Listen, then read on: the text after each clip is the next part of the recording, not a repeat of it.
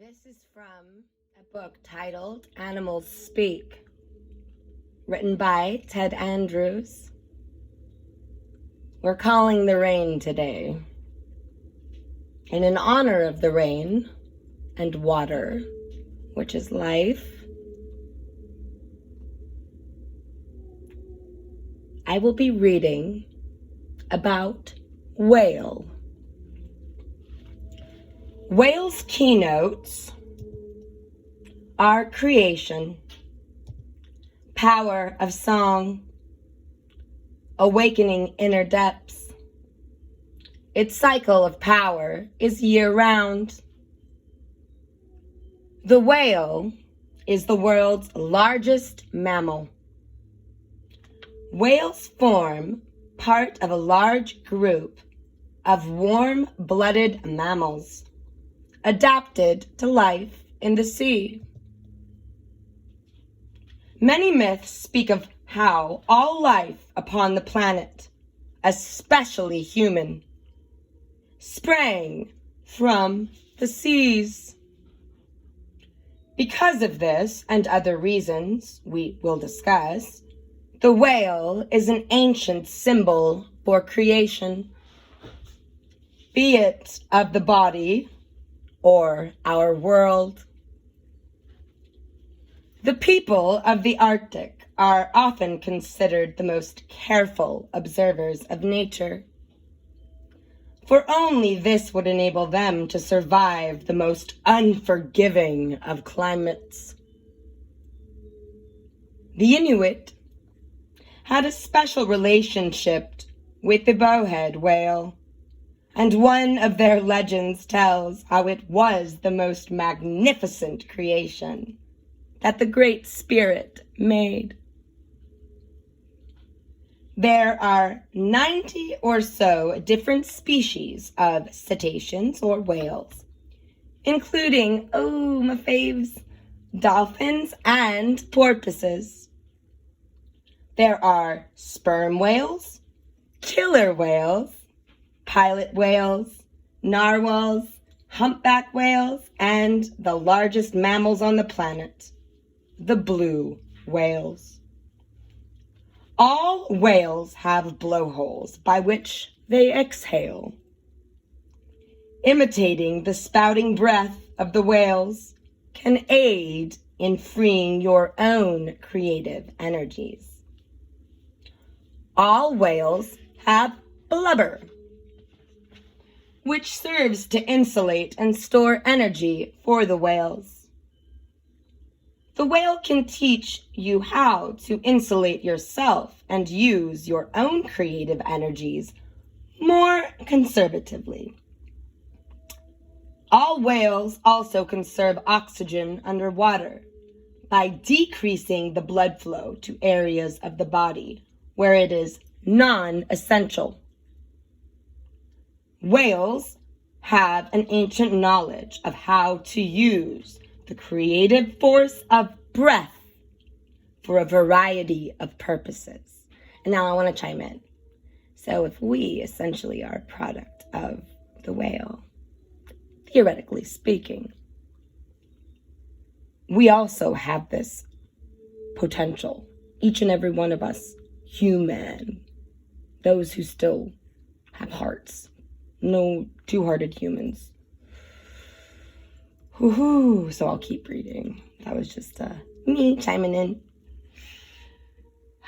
Paying homage to Ted Andrews for writing these books. He dedicated his entire life to animals speak and nature speak. Sounds, and I'd highly recommend checking him out. His book's on Google. He's since left us in the flesh suit of this lifetime and Earth walk. We're calling on the whales. So, most whales are divided into one of two groups, toothed and baleen.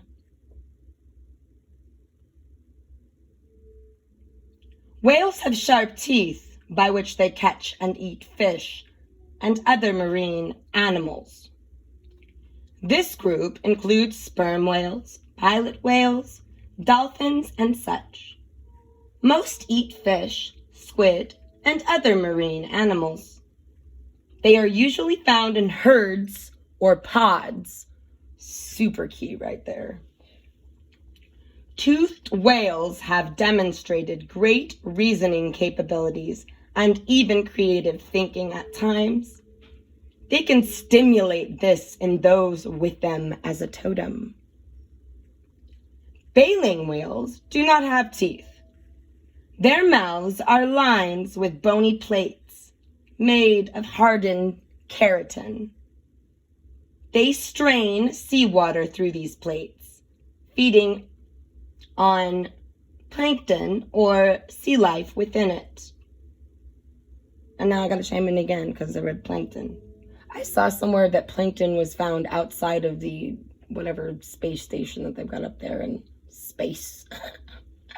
So it's like if plankton would be on the outside of it. Do we really know? Are we really the big hotshots of the universe? Probably not. My opinion, though. I'm going to keep reading.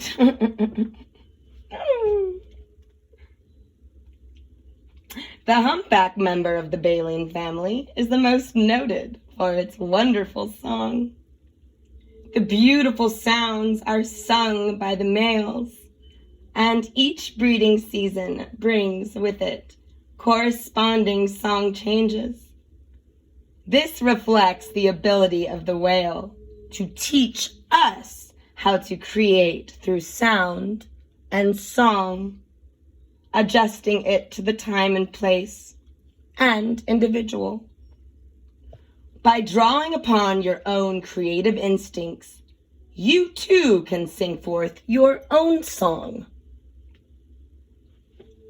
Whales also have a form of sonar or echolocation. This sensitivity to sound, again, links the whale to the primal creative sounds of life. Sound is the creative force of life. Directing it and responding to its feedback is a part of what the whale teaches. That's a medicine. This can be used to tap hidden levels of your own mind, or even accelerate the manifestation of goals.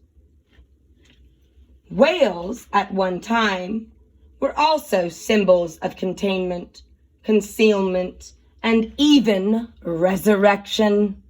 Oh, the good old res-erection. Re-erected.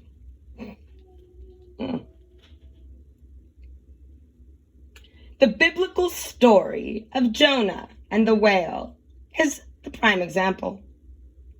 For 3 days, Jonah lived within the belly of the whale before he came forth. Interesting, huh? He was given a second birth, i.e., he was resurrected. When we learn to go deep within ourselves, the creativity that we awaken can resurrect our lives. If, only if, we bring it out and apply it. Whales will occasionally breach, coming completely out of the water. Whale people are very creative, but they have to come out of those creative waters. They must stay in contact with the real world. Are you becoming lost in your own creative imagination? Are you not taking it and using it in your outer life? So are you not taking action? Are you just sitting with all these beautiful gifts, especially if you carry a whale as a totem and it stands by you? Everyone has 9 guides that walk with them in this earth walk. Everyone's an individual. Some will never know, but here we are.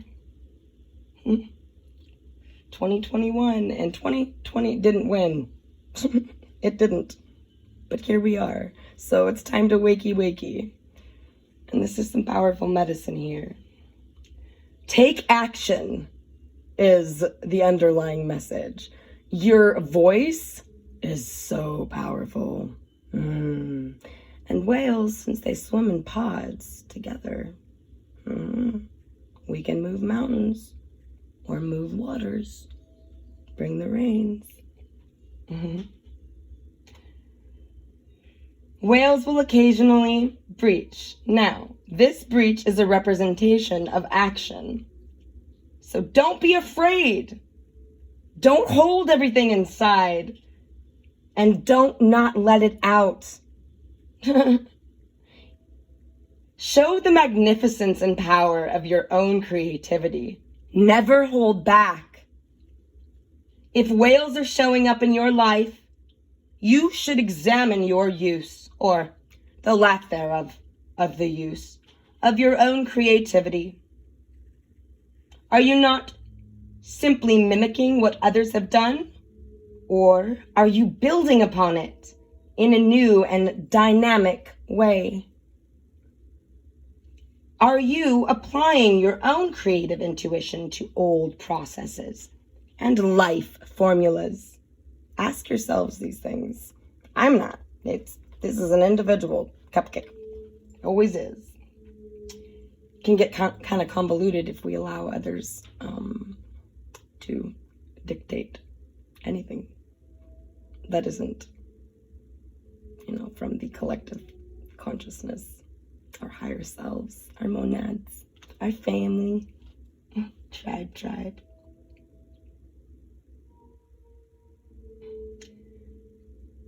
Asking yourselves these things, and this alone, is what imbues them, the whale, with power and magic. We're bringing the rains. Remember that the whale was a gift of the Great Spirit to the Inuit people. It was what enabled them to survive. It was the most beautiful of all beasts, but it had practical uses as well. Creativity for the sake of creativity is not what whale teaches. It awakens great depths of creative inspiration, but so it can add color and light to your outer life to make it more wondrous. In honor of the whales, aho.